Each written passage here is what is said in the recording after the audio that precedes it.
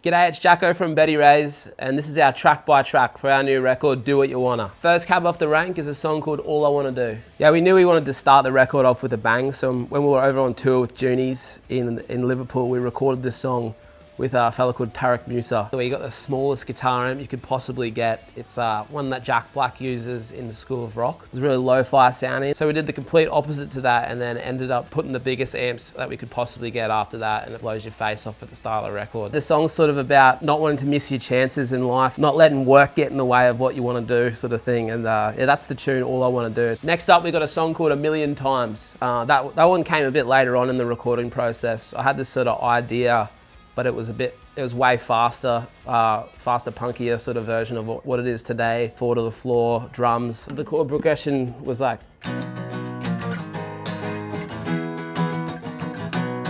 that, and then we brought it in to our producer, Matty Cochran, our good mate. He produced the majority of this record, and he said, how about we pull it back to half time and make it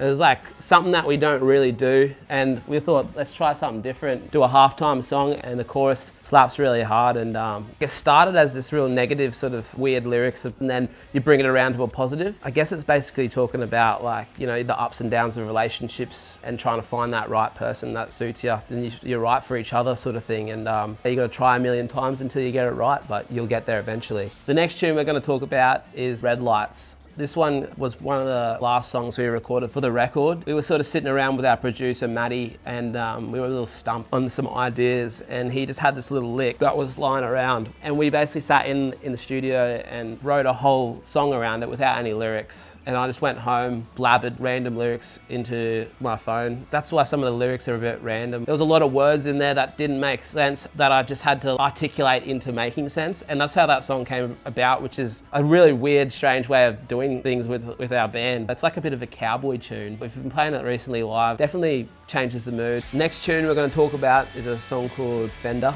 This one was sort of about like the burnout you feel, juggling working and also touring. I was on a bit of a flow of writing tunes, and there's a line in there. People always say, when you got money to burn, they say you burn a hole in your pocket. I'm just gonna say I was burning a hole in my Fender guitar, because I felt like I was just playing it so much and just using it so much. I had this little chord progression that was lying around from when Brad and I used to live at James Street, but we never used it.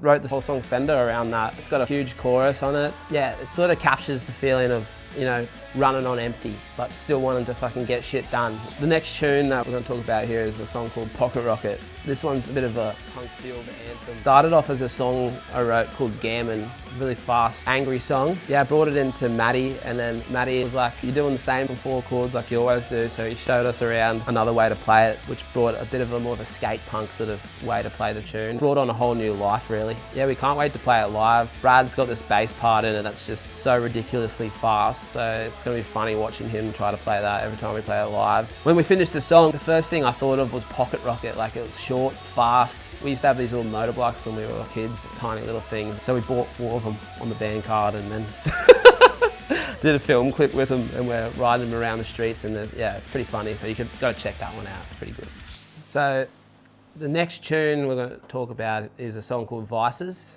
We always like having a bit of a softer song on the record, something that you can reset halfway through. The last record, it was Bryn's song, and this record, yeah, Vices. This is the first tune that we put strings on as well. We got Matty's mates, Coop and Fiddle, to come and play cello and violin. So cheers to those two for coming out and doing that on the record. It really brought a new life to the song. Orchestral sort of drums, deep sounding, floor toms. It's a real honest song, and it's I think it comes across really well, and it's a perfect way to break up from side A of the record to side B. So the next song on the record is called Silverline. Silverline, probably the oldest tune that we had in the bank. This tune, we recorded this one over in the UK with Tarek Musa. This is the most different sounding song we'd ever done. We put synths on it. I had a verse that was written sort of about the struggles of being on tour and in a relationship. We were on tour with the Junies. We're coming back from France to England on this channel. We had the verse, and we didn't have the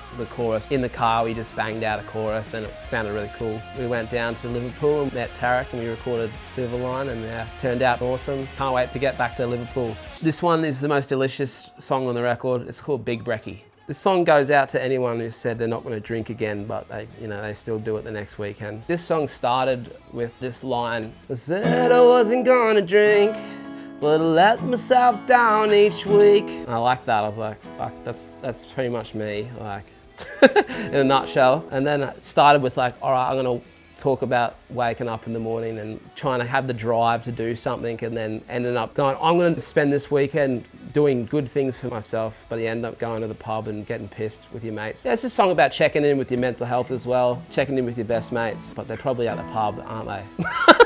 The Big Brekie is what you need after a big night out. It's so hard when you go to a cafe and you're looking at the menu. It's like $21 for avocado on toast or $25 for a Big Brekie. It's so much better value. Look how much more I get. You could probably share a Big Brekie with 3 people.